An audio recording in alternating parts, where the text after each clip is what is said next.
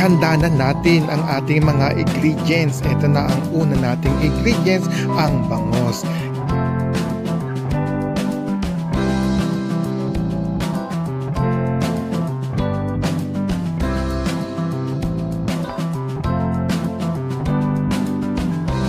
Ang ating mga ingredients, kamatis, siling verde o siling panigang, ang ating luya,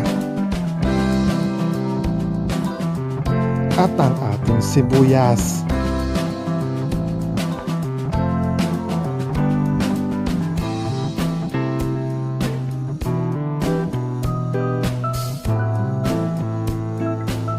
At ang talbos ng kamote.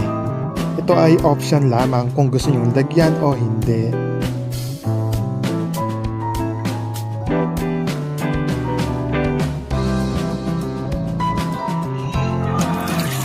Maglagay tayo ng tubig at pakukuluan natin dito ang ating mga ingredients.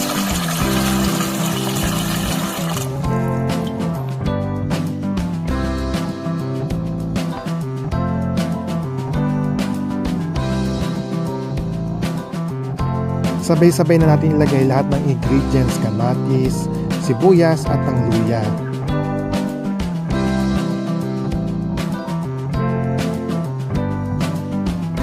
At pakukuluan lang natin ito hanggang sa lumambot na ang mga ingredients.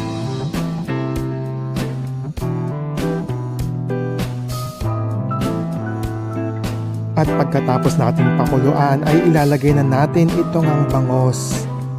Hintayin lang nating maluto ang bangos bago natin ito timplahan at lagyan ng mga iba pang ingredients o iba pang pampalasa.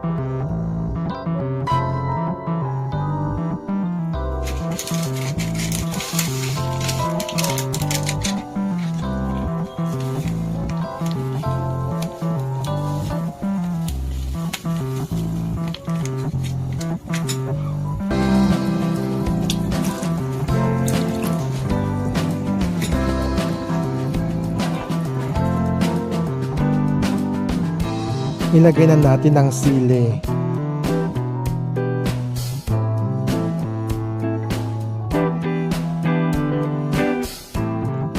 At pakuluan lang natin ito. At pagkatapos ng ilang minuto ay ilalagay na natin ang kanyang gulay. Itong ang talbos ng kamote.